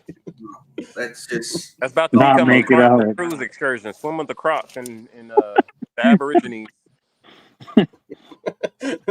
Yeah, there's a tourist trap for you. Swim with the Crocs. yeah. With the Crocs. Full price of $29.95. No, but we've had a lot of cases in Australia where people don't think there's crocodiles in the water, and they'll go in for a dip. They don't come back. Oh gosh. They're missing. Because you know what crocs do? They grab you, they pull you down. They do the twirl. They twirl you around, and they wedge you under a log that's in the water or something, and they'll come back to you later when you're a bit more actually Dang. decomposed to have a nibble on you. That was very graphic, Yeah. Burko. Burko's talking about the crocs letting you season there for a little while before they come back and eat you. I believe that's called the crocodile roll, right? Yes. Yes. The death roll. Yeah, the death roll. Death roll. That's it. That's right. Because when they grab onto you and they start spinning like that, that's how they break animals' bones and stuff so that they don't keep struggling. Yep. Because they weigh thousands of pounds, so they snatch out of something, keep it spinning. Game over. Yeah. There's not many things that are going to win against a crocodile. No. 1,000 men against a crocodile. 1,000 men would easily defeat a crocodile. One man with the right tools can beat a crocodile, but I was speaking of like animals. Like an unarmed man, no, he's screwed. But, An unarmed man. You can only just hold go that like metal this shut for so long. Yeah, You give me all three stooges poke in the eyes. That's right. That's right. Actually, if Let me go they're like this. on land, you can get away from them by running in a zigzag pattern because crocodiles only have straight line speed. They don't have the agility to turn fast. You know what I mean? Neither do I, so I'm screwed. I think you watched Jurassic Park too much there, Fishy. I might have. Don't You move, got they me. can't see you. You don't want to be near a croc. They're up there. If that kid would have zigzagged on Game of Thrones, he wouldn't have got killed too. So Facts, yeah. Yep. Real, what do you think? How would you, if you had to escape or fight a crocodile, what would your game plan I be? still think My game plan would be never to be in the area. Period. So I never have anything to worry about. Good call. Yeah, that's right, Cindy. They say poke them in the eyes or you hit them on the snout. Really hard. Maybe a high pitched scream. I don't know. Yeah, you wouldn't get Chaos go because he'd give it the old this. Yeah, give it the old. Hey, that's about all I can do. Channel my inner Michael Phelps. I don't know. Hey, I wouldn't know, man. Hey, listen. Or maybe have a conversation with it, you know. Call me the crocodile whisperer. He's gonna talk the crocodile out of eating it. Be nice talk to it. about Hold Give up. it friends. Let's talk about it. Let's talk about this. We can talk this through. Right. Hey, listen. Hey, look, I'll let it know I got some cut bait for it. That's All right. I That's eat is right. McDonald's. My body is toxic. You don't want any of it. You tell it you're on YouTube and you're kind of a big deal. Exactly. There you go. Well, guys, we're running into Walmart. I just thought I'd hop up for a minute. So Thank you so much, Cindy. I appreciate Nice, it. Cindy. See you, Cindy. All right. ain't nobody wants to go in Walmart if they don't have to. They do it for No. They still have the 24-hour Walmarts that could go in at like 3 a.m. I'm all about it, but you know they don't do that. I don't know if there's many of those left.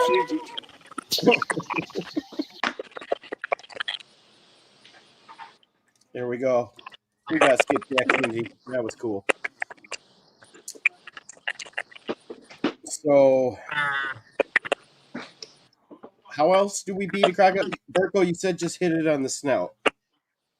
To Well, piss it off. on the snout or poke their eyes, but That sounds like something you do to get it to you in know your how quick. quick they move. They no way I'd be doing that. I think I could take a crocodile on land, but probably not in water. I don't think you could on land. They're powerful. Like you see, like when there's a couple of shows over here. Well, for example, Steve Irwin, which is he's a legend in his Legend. game. You would have about 6 to 8 grown men jump on a crocodile just to hold it, and they just there's no way you could. Even if it was a couple of meters long, you'd struggle. Now I've watched UFC though, and I'm pretty sure I know how to do the rear naked choke. Does that increase my odds any of taking on a crocodile? On a crocodile.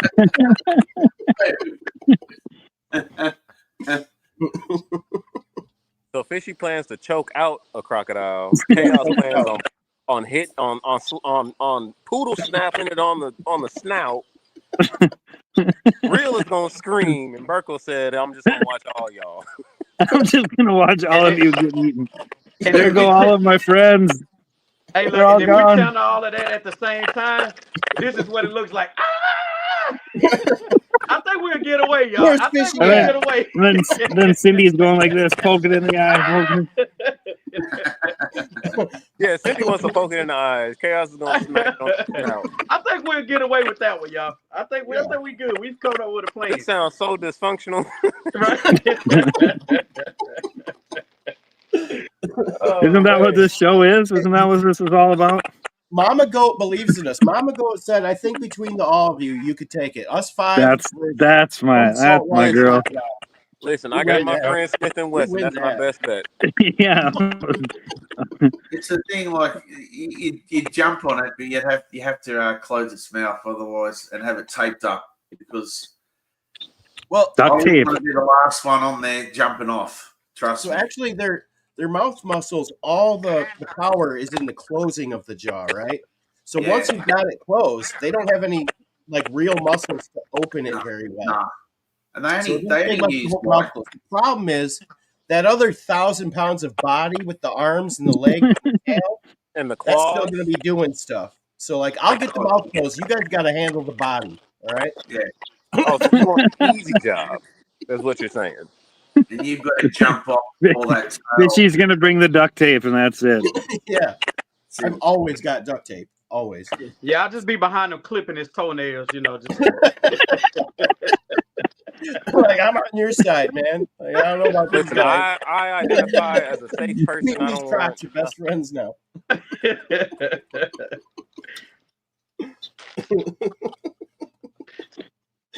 Sandy Toe says he would pay his entire life savings to watch the 5 of us jump a croc. Yeah. It's gonna be 4. I'm not doing it. You ain't lying. Listen. After the 4 of y'all complete the mission of killing the croc, I'll cook it. How about that? Wait, do we get any weapons though? I feel like if we had like any kind of reasonable weapons, you know. This is exactly how 1,000 Men and a Bear started. Yeah. There you go. 5 grown men on StreamYard. Yeah. Yep. All right. What other animals could we reasonably fight? How about a wild boar? Anyone think they could take a wild boar? Bro, have you seen those tusks? No way. I don't know about that one. Yeah, that's hey. I About mean, I got some 10 of my friends moves, with Smith and Wesson. We good. Yeah, And 45. See, I've seen some things that those wild boars do just to a metal cage. The damage that they do to that. Nah. Dude is tearing it up. He just caught another striper. You guys ever seen those Hogzilla things in Texas? You know what I'm talking about? Mm-mm. That's just like They're like 600-pound pigs, man. Jeez. I'm gonna see if I can pull up a photo. Yeah, there we go. That's 600 pounds. That's insane. That's like, yeah. I got it right here. Oh no, I gotta fix that. Let me get the photo.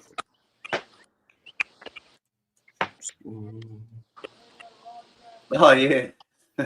Red kangaroo. Yeah, good luck there, Sandy. No, I would love to try to box one of those. I'd be stupid enough to do that. As long as I can, as long as somebody put like some type of rope on me and snatch me up once I get my tail beat down. But oh, buddy, that's the? What the? That's huge. That's a pig. That's a wild boar. That's AI. No, That thing's insane. Documentary on the Discovery Channel about That this. is crazy. Pigs in Texas are just massive. Humans that eating. That's nuts. Now I would fight that because there ain't nothing like that bacon. It's something worth dying for. I don't think you understand what you're saying, bro. Them hogs is a different beast. I know I know. Listen, trust me, I know. That's something I don't want to mess with. It's a whole document. Look at this guy with his. What has he got there? You know, a machine gun. Yeah. He's actually loaded the whole into it. It's got a squad automatic weapon right there. Well, yeah, what does he have? Like a 50 cal or something? Yeah, definitely. Well, these dudes are just parents. Yeah, you're not taking that down with no 22. No, Right. God, no. It'll turn around and look at you and pull it out itself and stitch it up. I don't know why they covered these. Maybe because they're kids. They covered their faces with little smiley faces. But look at that pig, man. Yeah. This is real. This is not AI. These pigs are getting huge. No, I know. That's just massive. It's ridiculous.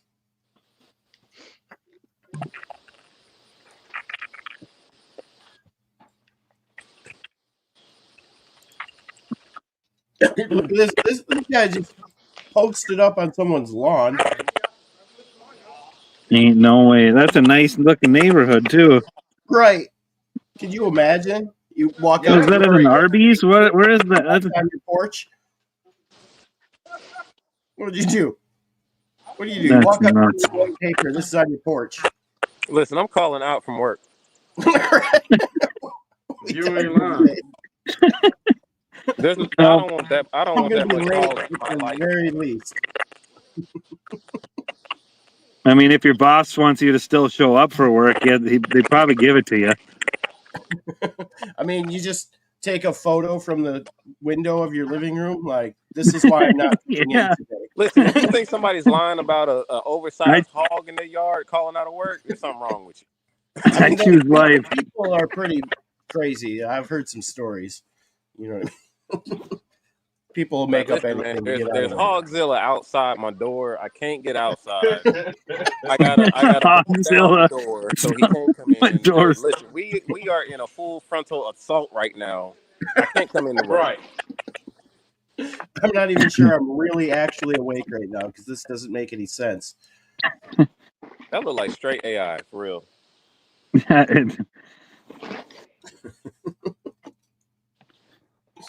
don't know.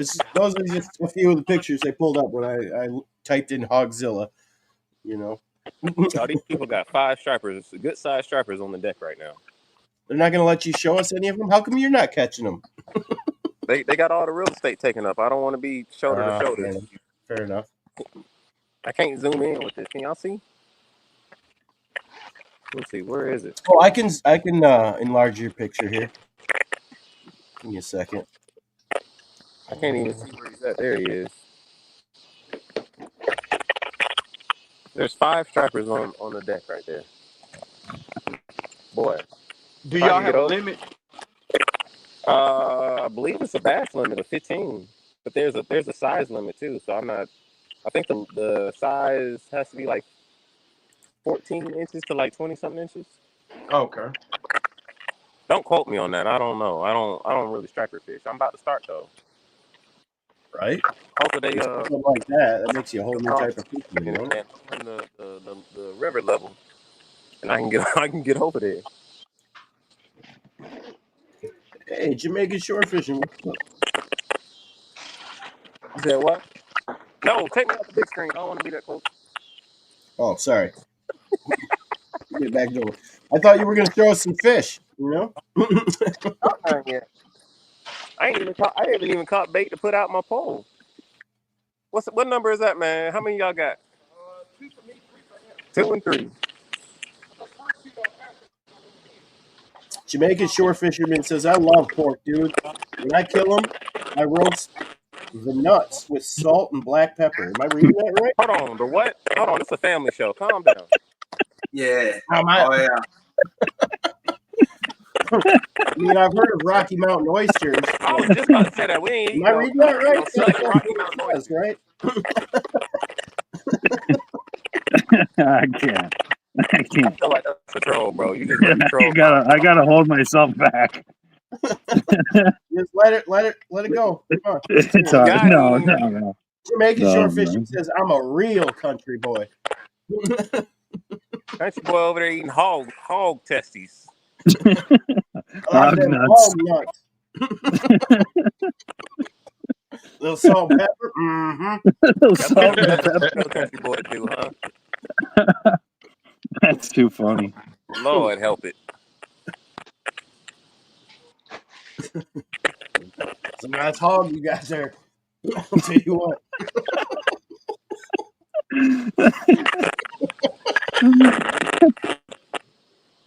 Oh my god. Walk up to your pet hog. That thing neutered. Want it to be. Who said I was a vet? Listen, I'll neuter it for free.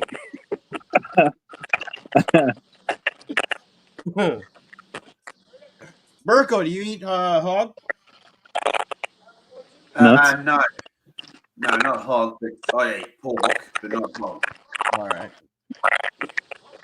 Chaos? That's just a normal pig. Hog? Pig, yeah, I've never had hog before. Look at that little guy. I don't know if I have I'll eat either. pork chops and bacon though. Yeah. Who doesn't like bacon? I would try hog. Luis got a probably... fish. Hold on. Let's see. We got a fishing show here. We got a fishing show. Show it off. Hey, look at that. Massive. There we go. Massive. That sound. Who would hit this stinky little fish? Put him on a bobber. Put him on a bobber, Grease. There's too much current. The bobber will just float down. All right. We'll put him on a weight. Yeah, he going on, big boy. Hey.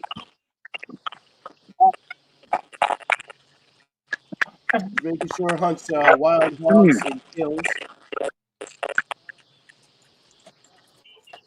He says you don't waste anything from the animals. He comes from Maroon Land. I've never heard of Maroon Land. What is that? Say hi.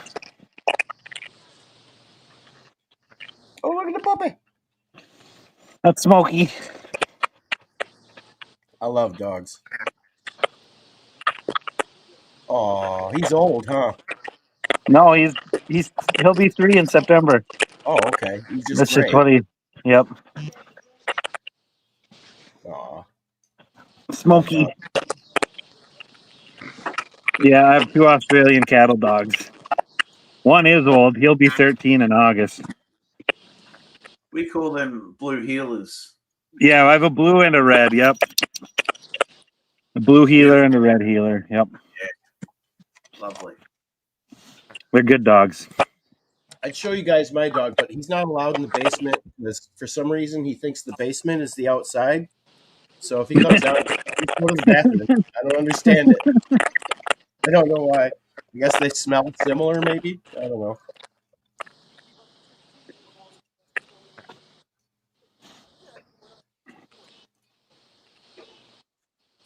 So we got 12 watching.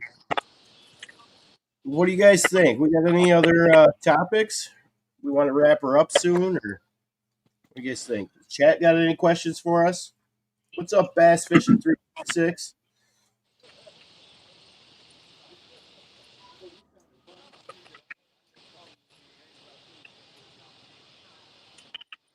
Real, what have you been doing this whole time? You've been up to something the whole time. Yeah, Do I it. just I had got a bag from PC Fun. And so I was switching all my gear out and putting it in here. Tackle box backpack. Nice. That's awesome. That's awesome. I'd like to have one of them. Oh yeah, it's neat. I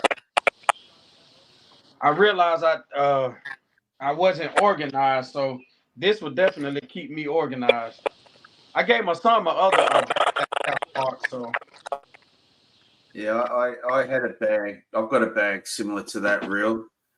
But I had like I've got a backpack similar to that. I had over 20 kilos in it.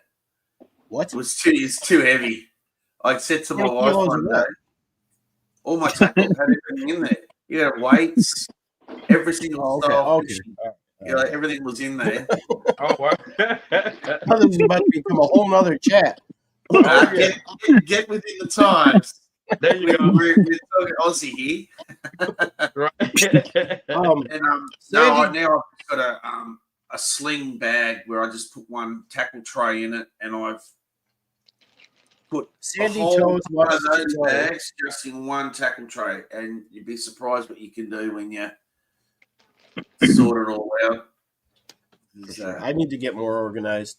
Oh no. Sandy Toes wants to know what unicorn fish you all want. Like, what's the fish that everyone here wants to catch that they haven't caught yet? I'll start. I'd say a muskie or a sturgeon. Definitely a muskie. A sturgeon would be awesome as well. Right on. I'll get you on a sturgeon before too long here. Yeah, I'd love that. We'll get that done for sure. Burko? Oh, sorry, Grease. I muted you because while you were away, your mic was being weird. Oh, my bad. Well, I'd like to catch. Yeah. I've caught barramundi, but I haven't caught big ones. But I'd like to catch a meter barramundi eventually when I go up north. That'll be awesome because barramundi, like when they go from saltwater to freshwater, change colour and they taste bloody nice. So, I caught barramundi in a video game before. Does it count? I think the biggest barramundi I caught was 55 centimeters, and that was just legal to eat. Gotcha. A meter one would be. My suspenders today. I don't see the long string on. Real, what do you have a dream fish? A unicorn fish that you haven't caught yet that you want to catch? I don't know about a unicorn fish, but I do know there's a few fish I do want to catch. I plan on releasing. I plan on hooking up soon. He plan on coming up here, but I do want to go there and catch some bowfin for sure. Okay. But other than that, I don't know. I just want to do some saltwater fishing. Yeah. You know, catch me a good live grouper. Oh my goodness. Oh, get out of here. Oh yeah. Oh. What about you, Grease? What's the fish you haven't caught yet that you really want to catch? Right now, it's striper.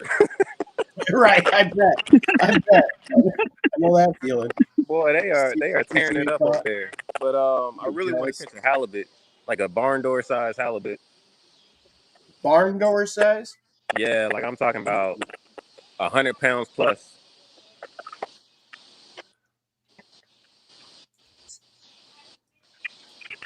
What's the biggest fish you want caught? Mama Goat wants to know the biggest fish that each one of us have caught.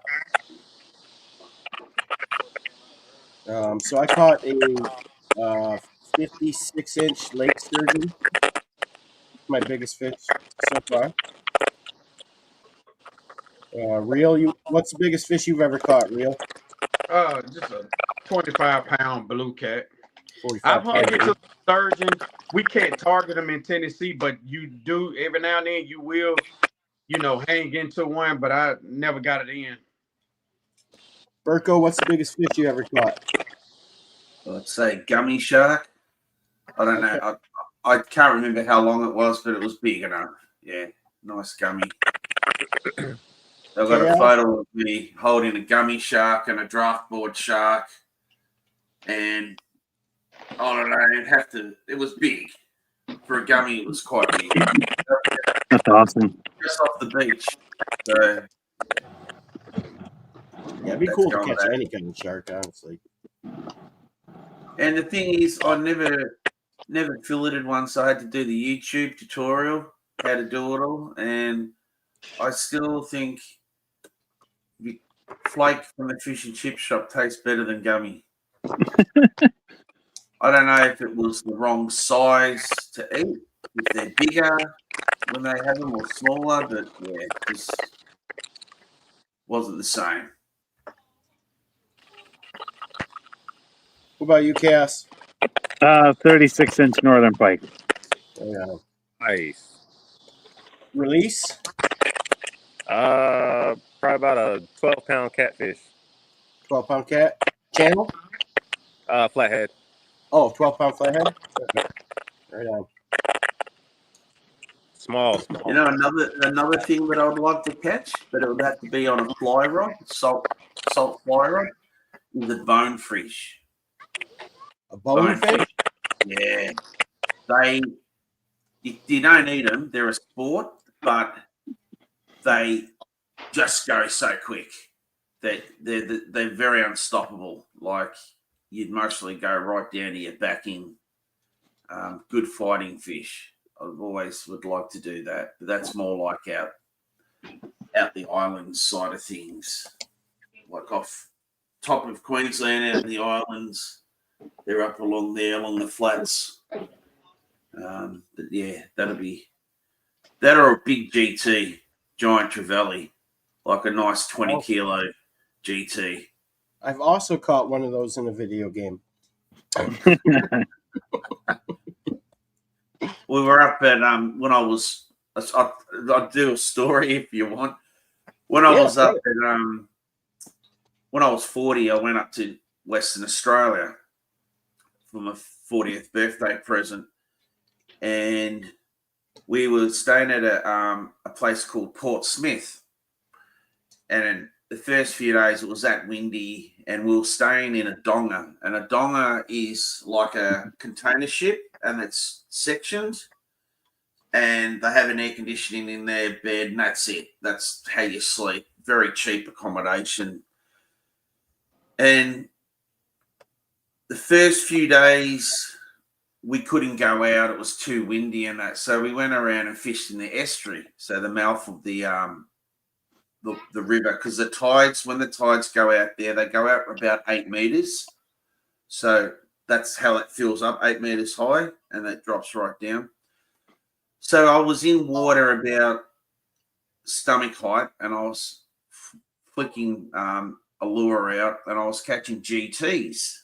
Well, I thought they were GTs, but every time I hooked up, when I say GT, it's giant trevally, but I don't know, maybe 3-4 kilo, maybe 5 kilo. But every single one that I hooked up on, reef sharks would come along and just smash it. and then my line was just going, and then all of a sudden you go, oh, there's nothing there because the shark's eaten right through the fish. So there's me standing there in water, stomach deep. And my mate's gone right up on the point, and I couldn't hear him. He's yelling out to me. I go, no. Well, he's trying to warn me there's a whole heap of sea snakes coming up into the estuary. Well, there's me, stomach deep water, not knowing. Next thing I look, and I see all these things swimming around. I didn't know what they were. Supposedly they were sea snakes. So, lucky that you were standing in stomach deep water, catching fish, watching sharks rip your fish apart, and then a bunch of sea snakes came and surrounded you. All right, carry on. I just want to make sure I got the picture right here. When I think of it now, I think it was very stupid. But the thing was, I was lucky I didn't move and kick, because if I did, I would have been dead. Because there's no way to get service where we were. There was no mobile service. There was only CB radio in his full drive. I would have been dead. But that was one of the best holidays I've been on, because we interacted.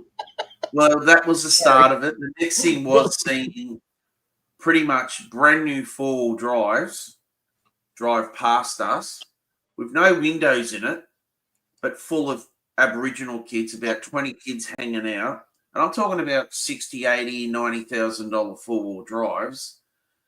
And because the government give them, back in those days, I don't know, about 50 to 60K every 6 months up in around that area to help the Aboriginals out. So they buy these reasonably new 4-wheel drives. Mm-hmm. They knock out all the windows. So the kids were coming down to the shop at the caravan park and getting ice creams. And we met up with a couple of the not they weren't elders, but they were the older generation of them. And you're not allowed to go mud crabbing there because it's protected by the Aboriginals. They have a trust and all that there as well. So I was starting to talk to this Aboriginal guy, and he said, he's going to go mud crabbing when the water drops down, because it's 8 meters high. It goes out, and there's like a little creek. So me and my mate went with him to watch him mud crab. Well, I've never seen someone put their hand down a mud crab hole. Mind you, he had some fingertips missing and some fingers. That's what it was doing. So mud crabs have pinchers strong enough to actually cut off fingers and stuff? Right through your finger. Yep. Oh my god. Wow. So wait, why was he sticking his hand down the mud crab hole? Because that's what he'd been taught how to do it. He put his hands down to grab them, because supposedly mud crabs, when they go down a hole, their back faces you, so you feel. But imagine putting your hand down a hole. I mean, you're this far down in the hole, and you got mud all over you. And he put his hand down to grab these, and he brought it out massive, that's the thick just. And then you got the nipper part. Oh, it was huge. And when he went up and he said, "Oh look, well, whatever," here goes. That's my years of mud crabbing. Only on one hand, he lost his fingertips, or he'd lost a finger, and this hand was and he's still doing it. He's still doing it to today. Mud crabs must be delicious. They are. Especially when they got human parts. I mean, I like my McDonald's cheeseburger, but the first time I walk into a McDonald's and lose a finger, I'm not eating McDonald's again. That's talk about a 5-finger discount. You're right. Exactly. But I see people use a long bit of wire with a little hook on the end, and it could be, 4 or 5 foot long, and then they still go in the hole, and their arm's still up to here in the hole, and they got the wire, so they burrow right down deep. They're crazy. That's one thing I would never do, is mud crabbing. But you would pop a crock on the nose, just not mud crab. Mud crabbing is the one thing. But I'll stand in water, waist deep, Yes. Watching sharks tear apart the fish as you try to catch them. Yeah. Never do that again. That was just silly. I mean, everything worked out fine. You could. Yeah, you're still here. I'm here today. It's a cool story.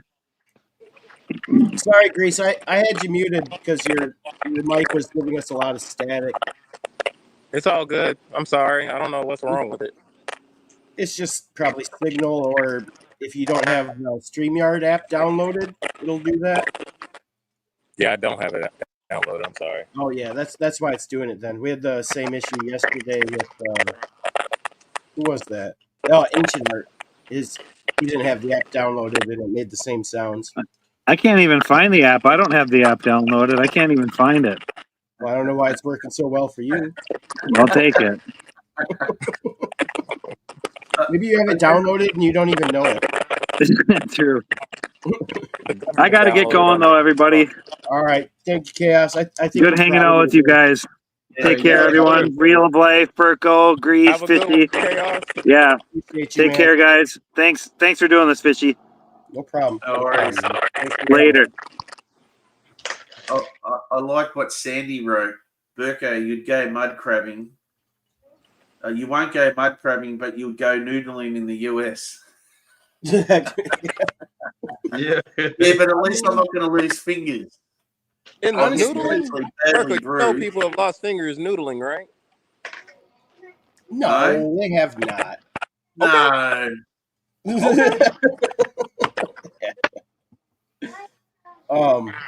I do wonder though if, like, you know, it seems like it could be possible that you could get bit by a snapping turtle while noodling. That could get you a finger loss. But I don't know. I guess the people that are willing to go noodling know what they're doing, and they don't. I don't know. Yeah, I watch a lot of that Hannah Barra. Yeah. Yep. How she does it a lot with her old man and that. I like watching her YouTube stuff.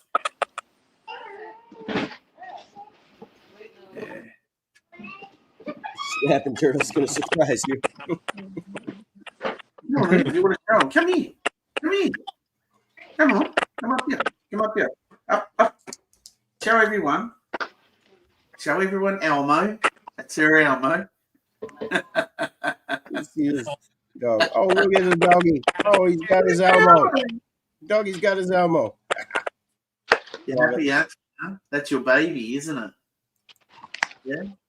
This is we call them Groodles, but I think you call them golden doodles in America. Oh, sure. Yeah. Yeah, so she's in Australia. They're called Groodles. So she's half standard poodle and half golden retriever.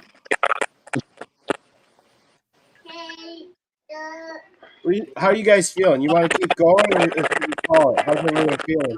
It's getting kind of late over here, so I'm gonna hop off. But I appreciate it. Yeah, I'm gonna get ready.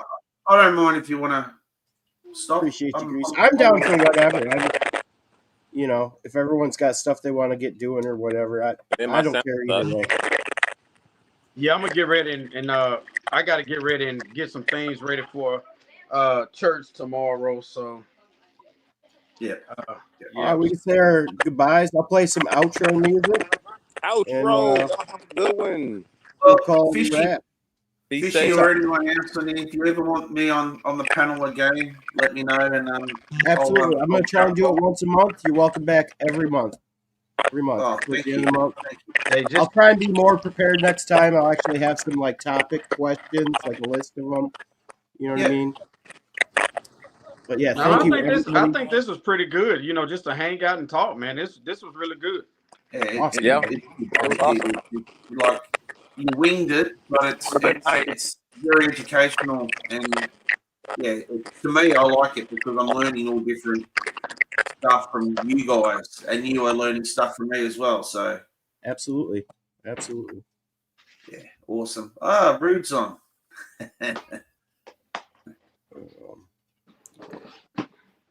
We'll just play some outro music and wait. No steeple, no pews, no people.